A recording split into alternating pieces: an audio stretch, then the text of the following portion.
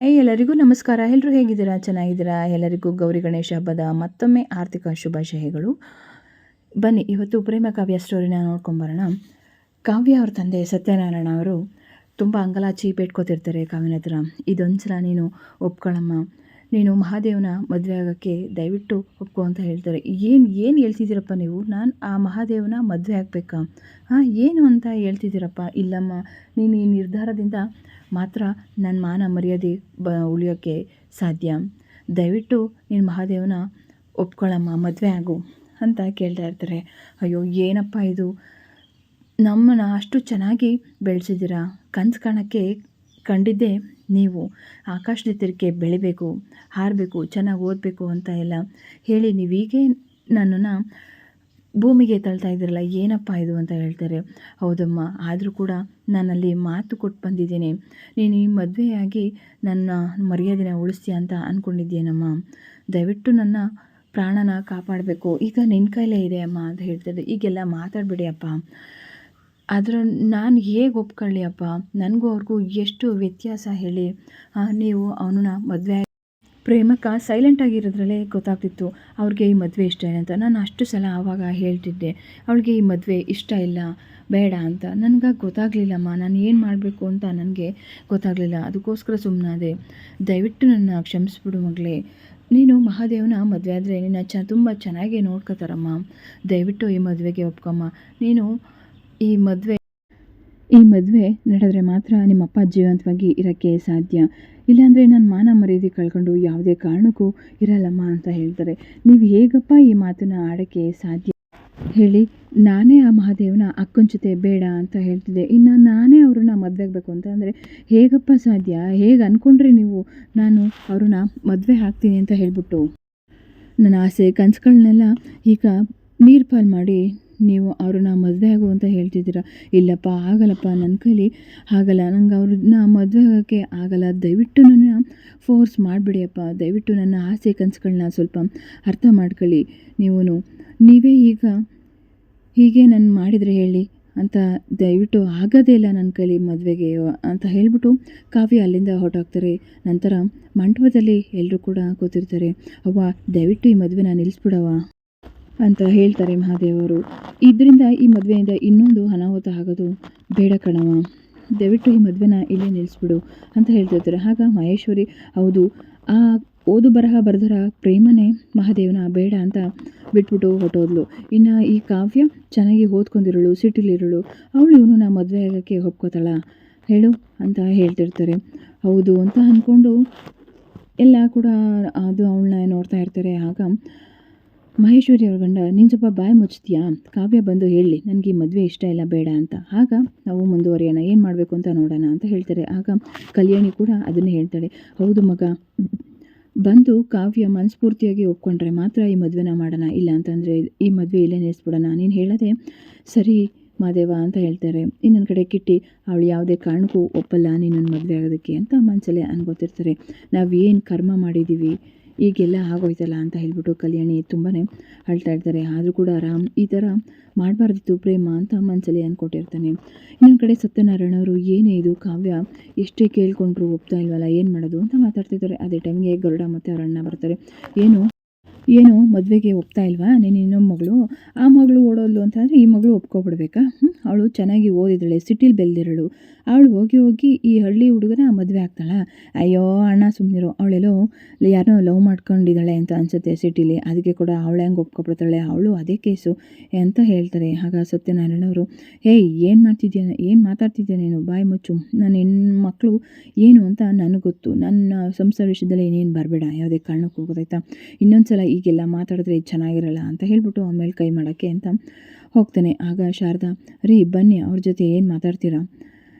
ನಮ್ಮ ನೋವು ನಮ್ಗೆ ಗೊತ್ತು, ಇವ್ರಿಗೆ ಬರೀ ಮಾತಾಡೋದೊಂದೇ ಗೊತ್ತು ಅಂತ ಹೇಳ್ತಿರ್ತಾರೆ. ಇನ್ನೊಂದು ಕಡೆ ರಾಮ್ ಪ್ರೇಮನ ನೆನೆಸ್ಕೊತಾ ಇರ್ತಾನೆ. ಪ್ರೇಮ ಹೇಳಿದ್ಲು, ನಿಶ್ಚಿತಾರ್ಥ ಆಗಿದೆ ಅಷ್ಟೇ, ಮದುವೆ ಅಂತೂ ಖಂಡಿತ ಆಗಲ್ಲ ಮಾದೇವನ ಜೊತೆ. ನಾನು ಮದುವೆ ಅಂತ ಆಗೋದಿದ್ರೆ ಅದು ನಿನ್ನೆ ಈ ಕಲ್ಯಾಣ ಮಂಟಪದಲ್ಲೇ ನಾನು ನಿನ್ನ ಜೊತೆ ಮದುವೆ ಹಾಗೆ ಹಾಕ್ತೀನಿ ಅಂತ ಹೇಳಿಬಿಟ್ಟು ರಾಮ್ ಹತ್ರ ಬಂದು ಹೇಳ್ತಿರ್ತಾರೆ. ಅವಳು ಮಾತಿಗಂದ್ಲು ಅಂತ ಅಂದ್ಕೊಂಡೆ, ಆದರೆ ಅದನ್ನು ನಿಜ ಮಾಡೇ ಬಿಟ್ಲಲ್ಲ ಅಂತ ಹೇಳಿಬಿಟ್ಟು ಹಾಗೆ ನೆನೆಸ್ಕೊತಾ ಇರ್ತಾನೆ. ಇನ್ನೊಂದು ಕಡೆ ಸ್ನೇಹ ಬರ್ತಾಳೆ.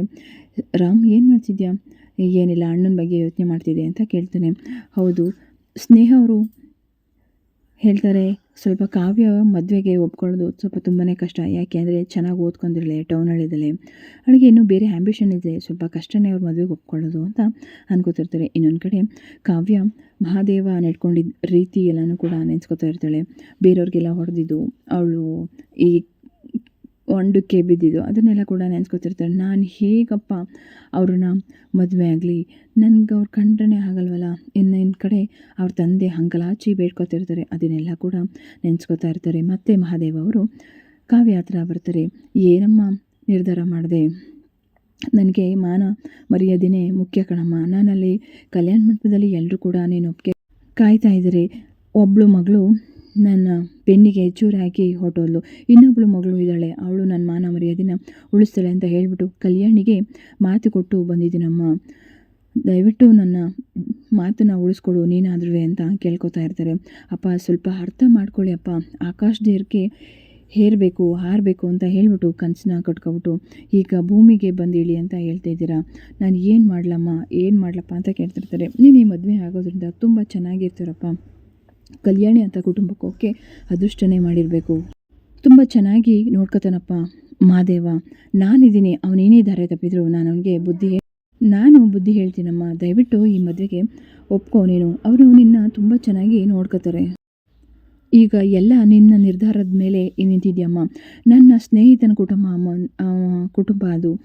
ನಾನು ಬದುಕು ಕಟ್ಕೊಳ್ಳೋಕ್ಕೆ ಅವರು ನನಗೆ ತುಂಬ ಸಹಾಯ ಮಾಡಿದ್ದಾರೆ. ನಾನು ಈಗ ಅವರ ಇಡೀ ಸಂಸಾರನೇ ಸಾಯಿಸ್ಬೇಕಾ ಹೇಳು? ನನ್ನಿಂದಾಗಿ ಒಂದು ಕುಟುಂಬ ಸರ್ವನಾಶ ಆಗಬೇಕಾ? ನೀನೇ ಯೋಚನೆ ಮಾಡು ಅಂತ ಹೇಳ್ತಾರೆ. ನನ್ನ ಕಡೆ ಶಾರದಾ ಅವರು ಕೂಡ ತುಂಬಾ ಆಳ್ತಾ ಇರ್ತಾರೆ. ಹೌದಮ್ಮ, ನನ್ನಿಂದ ಒಂದು ಕುಟುಂಬ ಹಾಳಾಗೋಕ್ಕೆ ನನಗಂತೂ ಆಗ್ತಿಲ್ಲಮ್ಮ. ಅವ್ರಿಗೆ ನಾನು ಮಾತು ಕೊಟ್ಟು ಬಂದಿದ್ದೀನಿ, ನನ್ನ ಮಾತೇ ನನಗೆ ಮುಖ್ಯನಮ್ಮ. ನೀನು ಈ ಮದುವೆ ಆದ್ರೇ ತುಂಬ ಒಳ್ಳೆಯದು ಅಪ್ಪ. ಯಾಕೆ ಹೀಗೆ ಹೇಳ್ತಿದ್ದೀರಾ? ಯಾರಾದರೂ ಸರಿ ತನ್ನ ಮಕ್ಕಳು ಇಡೀ ಜೀವನ ಪೂರ್ತಿ ಕಣ್ಣೀರಾಗಲಿ ಅಂತ ಆಸೆ ಪಡ್ತೀರಾ ಅಂತ ಹೇಳ್ತೀರ. ಅಯ್ಯೋ ಇಲ್ಲಮ್ಮ, ಯಾರ ತಂದೆ ತಾಯಿ ಕೂಡ ಮಕ್ಕಳಿಗೆ ಕೆಟ್ಟದಾಗಲಿ ಅಂತ ಬಯಸಲ್ಲ, ಒಳ್ಳೆಯದಾಗಲಿನೇ ಅಂತ ಅಂದ್ಕೊಂಡಿರೋದು. ನೀನು ಈ ಮದುವೆ ಆದರೆ ತುಂಬ ಚೆನ್ನಾಗಿರ್ತೀಯ ಅಂತಲೇ ನಾನು ಈ ನಿರ್ಧಾರಕ್ಕೆ ಬಂದಿರೋದಮ್ಮ. ಯಾವುದೇ ರೀತಿ ಕೂಡ ನಿನಗೆ ಮೋಸ ಆಗಲ್ಲಮ್ಮ. ನಿನ್ನ ಆಸೆ ಕನಸುಗಳಿಗೆ ನಾನು ನಿಂತಿರ್ತೀನಿ ಜೊತೆಯಾಗಿ. ನಾನು ಮಾತಾಡ್ತೀನಮ್ಮ, ದಯವಿಟ್ಟು ಒಪ್ಕೊಮ್ಮ ಅಂತ ಹೇಳ್ತಿರ್ತಾರೆ. ಮಂಟಪದಲ್ಲಿ ಎಲ್ಲರೂ ಕೂಡ ಕಾಯ್ತಾ ಇದ್ದಾರೆ ನಿನಗೋಸ್ಕರ, ನಿಮ್ಮ ಮಾತಿಗೋಸ್ಕರ ಅಂತ ಹೇಳ್ತಾರೆ. ಶಾರದಾ ಅವರಮ್ಮ ಕೂಡ ಹೌದಮ್ಮ ಒಪ್ಕೊಮ್ಮ, ದಯವಿಟ್ಟು ಅಂಗಲಾಚಿ ನಿನ್ನ ಹತ್ರ ಬೇಡ್ಕೋತಾ ಇದ್ದೀನಿ. ನೀನು ಈ ಮದುವೆ ಆಗೋದ್ರಿಂದ ತುಂಬ ಚೆನ್ನಾಗೇ ಇರ್ತೀಯ. ನಿಮ್ಮಪ್ಪ ತುಂಬ ಚೆನ್ನಾಗಿ ಯೋಚನೆ ಮಾಡಿ ಈ ನಿರ್ಧಾರಕ್ಕೆ ಬಂದಿದ್ದಾರೆ. ಅವರು ಯಾವುದೇ ನಿರ್ಧಾರ ತೊಗೊಂಡಿದ್ರು ಯಾವತ್ತೂ ಕೂಡ ಕೆಟ್ಟದ್ದನ್ನು ಬಯಸೋದೇ ಇಲ್ಲ. ತನ್ನ ಮಕ್ಕಳಿಗೆ ಅದರಲ್ಲೂ ಯಾವತ್ತೂ ಕೆಟ್ಟದ್ದನ್ನು ಬಯಸಲ್ಲ ಅವರು. ದಯವಿಟ್ಟು ಅರ್ಥ ಮಾಡ್ಕೋ ಕಾವ್ಯ. ಈ ತಂದೆ ತಾಯಿ ನಿನ್ನನ್ನು ಹೆತ್ತಿದಕ್ಕಾರು ನಮ್ಮ ಋಣನ ತೀರ್ಸಮ್ಮ ಈ ಮೂಲಕನಾದರೂ ಅಂತ ಅಂಕಲಾಚಿ ಬೇಡ್ಕೊತಿರ್ತಾರೆ. ಅಮ್ಮ ಯಾಕೆ ಹೀಗೆ ಆಡ್ತಿದ್ದೀರಾ? ನೀವು ಈಗ ಬೇಡ್ಕೊತಿರೋದನ್ನು ನನ್ನಿಂದ ನೋಡೋಕ್ಕೆ ಆಗ್ತಿಲ್ಲಮ್ಮ. ಅದರಲ್ಲೂ ಪ್ರಾಣ ಹೋಗುತ್ತೆ ಅಂತ ಅನ್ನೋದ್ರೆ ನಾನಂತೂ ಅದನ್ನು ನೆನೆಸ್ಕೊಳ್ಳೋಕ್ಕೂ ಕೂಡ ಆಗ್ತಿಲ್ಲಮ್ಮ. ಹೌದಮ್ಮ, ದಯವಿಟ್ಟು ಈ ಮದುವೆಗೆ ಒಪ್ಕೊಳ್ಳಮ್ಮ. ಇದರಿಂದ ನಿನಗೆ ಯಾವುದೇ ರೀತಿ ಏನು ತೊಂದರೆ ಆಗಲ್ಲಮ್ಮ ಕಾವ್ಯ ಅಂತ ಹೇಳ್ತಾರೆ. ಅಪ್ಪ ಸ್ವಲ್ಪ ಅರ್ಥ ಮಾಡ್ಕೊಳ್ಳಿ ಅಪ್ಪ, ನನ್ನ ಓದು ಎಷ್ಟು ಎತ್ತರಕ್ಕಿದೆ, ನನ್ನ ಕನಸುಗಳು ಅಂತ ಅನ್ನೋದನ್ನು ನೀವು ಸ್ವಲ್ಪ ಅರ್ಥ ಮಾಡ್ಕೊಳ್ಳಿ. ಅಕ್ಕನೇ ಬೇಡ ಅಂತ ನಾನು ಹೇಳ್ತಿದ್ದೆ, ಈಗ ಅದರಲ್ಲೂ ನಾನು ಅವ್ರನ್ನ ಮದುವೆ ಆಗಬೇಕು ಅಂತ ಅಂದರೆ ನನ್ನ ಮನಸ್ಸು ಹೇಗೆ ಒಪ್ಪುತ್ತೆ ಅಪ್ಪ? ಸ್ವಲ್ಪ ನನಗಂತೂ ಆಗ್ತಾನೇ ಇಲ್ಲ ಅವ್ರನ್ನ ಮದುವೆ ಆಗಬೇಕು ಅಂತ ಅನ್ನೋದನ್ನು. ಹಾಗಾದರೆ ನಿಂದು ಇಷ್ಟೇನಮ್ಮ? ನಾನಂತೂ ಏನು ಮಾಡಬೇಕು ಅಂತ ತೋಚಲ್ಲಮ್ಮ. ನಿನಗೆ ನನ್ನ ಹತ್ರ ಹೇಗೆ ಬೇಡ್ಕೊಳ್ಳಿ ಅಂತಲೇ ನನಗೆ ಗೊತ್ತಾಗ್ತಿಲ್ಲಮ್ಮ. ನಿನ್ಗೆ ಇಷ್ಟೆಲ್ಲ ಹೇಳಿದ್ರು ನೀನು ಅರ್ಥನೇ ಮಾಡ್ಕೋತಿಲ್ಲ.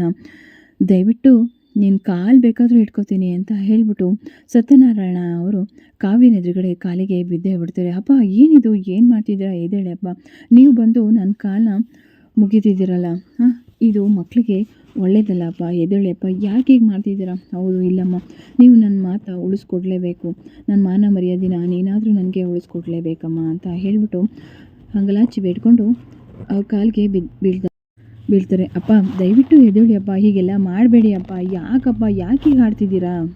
ಅಪ್ಪ ಎದ್ದೇಳಿ ಅಪ್ಪ, ಪ್ಲೀಸ್ ಅಪ್ಪ, ನೀವು ಯಾಕೆ ಹೀಗೆ ಆಡ್ತಿದ್ದೀರಾ? ಹೌದಮ್ಮ, ನೀನು ಈ ಮದುವೆಗೆ ಒಪ್ಕೊಳ್ಳೋವರೆಗೂ ನಾನು ಇಲ್ಲಿಂದ ಎದ್ದೇಳಲ್ಲ.